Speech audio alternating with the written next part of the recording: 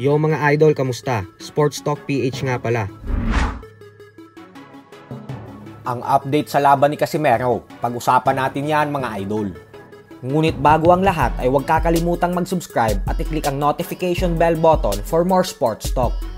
So isang tulog na nga lamang po at magaganap na bukas ang sagupaan sa pagitan ng former 3 Division World Champion angas ng Pinas, General Casimero, at ng pambato ng Japan na si former IBF Super Bantamweight World Champion Yukinoru Uguni. At katulad nga po sa inaasahan ng karamihan, ay lumabas bilang heavy favorite si Casimero sa mga talpakan, habang si Uguni naman ay lumabas bilang heavy underdog. Ayon po kasi sa CGE Bet, ay pag tumayakan ng 100 pesos kay Casimero at nanalo ito, ay 114 pesos lang yung maipapanalo mo. Habang pag tumayakan naman ng 100 pesos kay Uguni at nakachamba ito, ay magiging 510 pesos yung 100 mo. Ganyan po kayamado ang angas ng Pinas sa laban na ito. Ibig sabihin po niyan ay halos walang naniniwala na mananalo ang pambato ng mga Hapones sa magiging sagupaan ng dalawa bukas. Bukod dyan ay mamaya na din po magaganap ang official final weigh-in at final press conference ng dalawa. Kaya naman abangan po natin yan.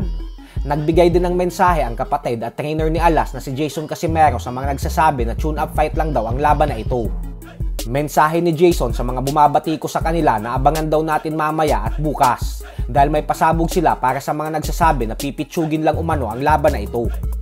Sa kabilang banda naman mga idol ay para nga po sa mga hindi nakakaalam, ay matapos talunin ng undisputed welterweight world champion and pound-for-pound king Terence Crawford ang former welterweight king Errol Spence Jr. via 9th round technical knockout 3 buwan pa lang ang nakakalipas, ay buong tapang po na sinabi ng undefeated 3 Division world champion Gervonta Tank Davis na kung sila umanong dalawa ang magtuos ni Crawford ay hindi daw aabot ng 6 round sa kanya si Crawford.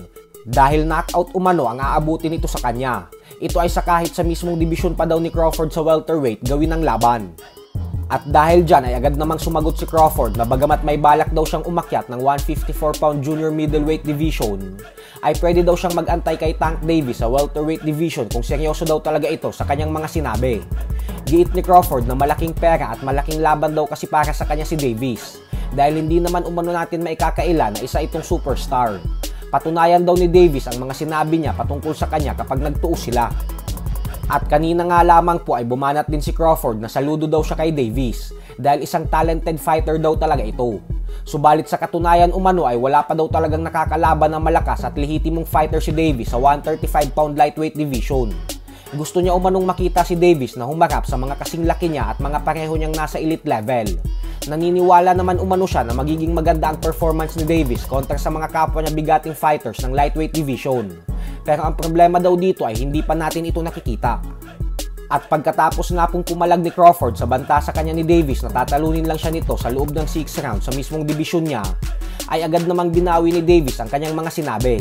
Sa isa sa mga latest interview po kasi ni Davis, ay sinabi nitong hindi naman daw siya seryoso nung sinabi niya na hindi makakalagpas ng 6 rounds si Crawford at na knockout lang ang sasapitin nito sa kanya. Ika nga ni Davis ay nagbibiro lang naman daw siya.